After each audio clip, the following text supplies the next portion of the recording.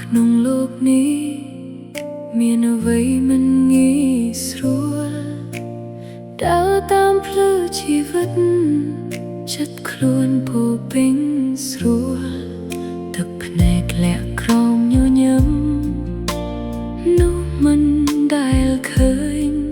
ឈឺក្នុងចិត្តរាល់ថ្ងៃតែបង្ខំថាខ្លួនរឹងមាំមានពេលខ្លះចង់ស្រែកប្រាប់មេឃឲ្យបានដឹងថាចិត្តមួយនេះហត់ហើយនឹងការទ្រាំទ្រកើតមកក្នុងโลกនេះ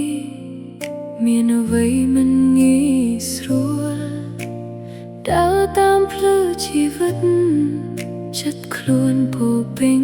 ស្រួលទឹកភ្នែកលាក់ក្រោមញញឹមនោះមិនដែលឃើញឈឺក្នុងចិត្តរាល់ថ្ងៃ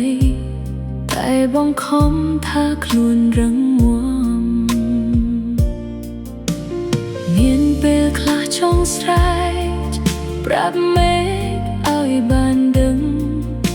ថាចិត្តមួយនេះហត់ហើយនឹងការទ្រាំទ្រមានពេលខ្លះចង់ស្រែក